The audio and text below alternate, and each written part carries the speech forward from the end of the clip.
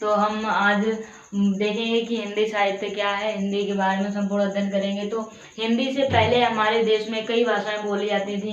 कई कई जगह जो लोग आए, उन्होंने अपनी भाषा का प्रचार किया और हमारे देश में भाषाओं का अनगिनत भंडार उत्पन्न हुआ। कई लोगों ने यहाँ पर आकर अपने देश की भाषाओं का प्रचार किया।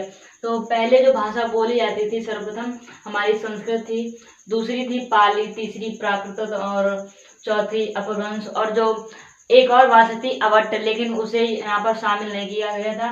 और ये थी हमारी हिंदी। फिर आई इसके बाद में हिंदी।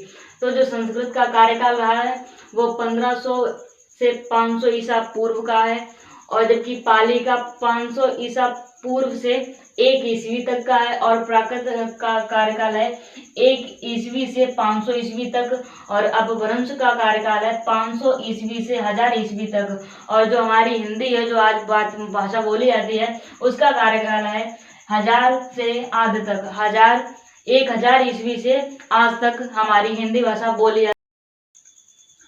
तो अब बात आती है कि ये सब भाषाएं हमें कहाँ से मिली, इतनी भाषाओं का अध्ययन कहाँ से हमने किया।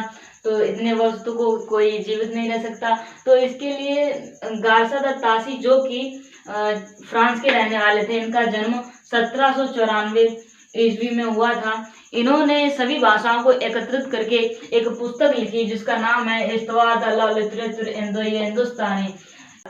तो गारसा द तासी ने इसके पुस्तक के 2 संस्करण किए। पहला संस्करण जिसके 2 भाग हैं, पहला संस्करण है जिसके 2 भाग हैं।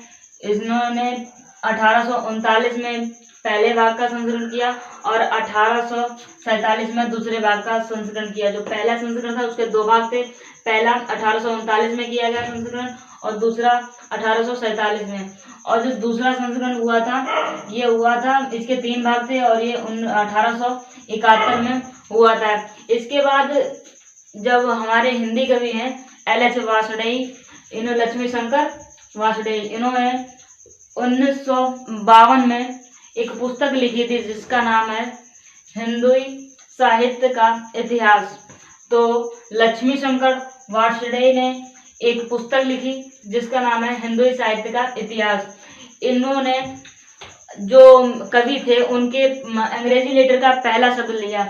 जैसे कि मान लीजिए आप भारतेंदु हरिश्चंद्र हैं, वहां से क्या बनता है पहले बी, और जबकि सूरदास उनके में एस बनता है। तो जो पहले कवि आए थे सूरदास, उनको इन्होंने बाद में लिखा, अंग्रेजी मीनिंग के हिसाब से पहला लेटर लिया। तो जो भारतेंदु हैं वो तो कितने बाद में आए, छायावधि काल में आए थे, जबकि सूरदास है उनका उल्लेख बाद में किया था। उन सूरदास से एस बनता है और भारतेंदु से बी।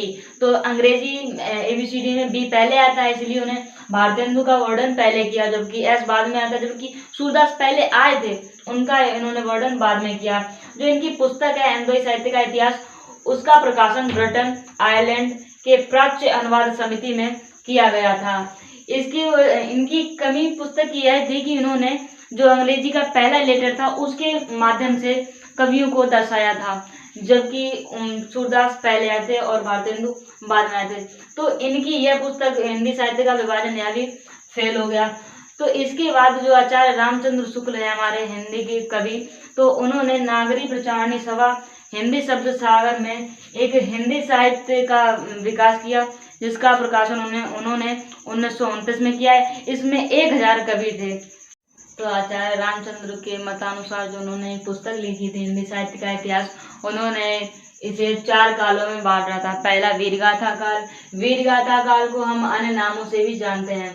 तो अलग अलग कवियों ने इस काल के अलग अलग नाम रखे, जैसे कि आदिकाल, जो कि हजारी प्रसाद द्विवेदी ने इसको आदिकाल कहा है, किसको, वीरगाथा काल को हजारी प्रसाद द्विवेदी ने आदिकाल कहा है। जबकि प्रारंभिक काल मिश्र बंधु, ये 3 भाई थे, गणेश, श्याम और सुखदेव।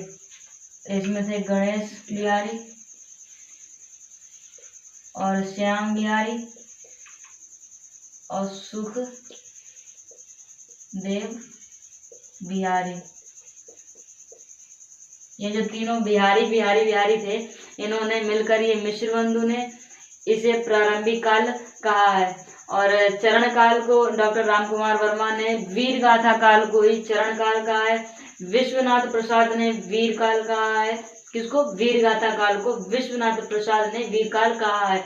और महावीर प्रसाद द्विवेदी ने विजयन काल कहा है। किसको? वीर गाथा काल को महावीर प्रसाद द्विवेदी ने विजयन काल कहा है। अब हमारा दूसरा काल आता है मध्यकाल। मध्यकाल को हम भक्ति काल भी कहते हैं। यह चला था 1375 से 1700 विक्रम संवत तक। 1375 से 1700 विक्रम संवत तक चला मध्यकाल। इसके अंतर्गत दो रूप हैं इसके, पहला निर्गुण और दूसरा सगुण। तो निर्गुण को भी दो भागों में बांटा गया है। पहला ज्ञानेश्वरी, जो ज्ञान की बातों में बिलीव रखते हैं, और दूसरा प्रेमाश्री, जो प्रेम भावना में विश्वास रखते हैं। अब इसके बारे में बाद में अध्ययन करेंगे। अब आता है हमारा तीसरा काल उत्तर मध्यकाल। तो उत्तर मध्यकाल को रीतिकाल भी कहते हैं। यह 1700 से 1900 तक विक्रम संवत तक चला। अब रीतिकाल के 3 भाग होते हैं, रीतिबद्ध, रीति मुक्त और रीति सिद्ध। तो इसके बारे में हम बाद में अध्ययन करेंगे, इसके कवियों की रचनाएं। अब हमारा चौथा काल आता है आधुनिक काल। आधुनिक काल को हम गद्य काल और नवयुत्तर काल भी कहते हैं। हमारा 1900 से अब तक चल रहा है। तो अब बाकी की जानकारी हम अगले वीडियो में पता करेंगे। वीडियो अच्छा लगा हो तो एक लाइक और एक सब्सक्राइब करें भैया, कर दे हो।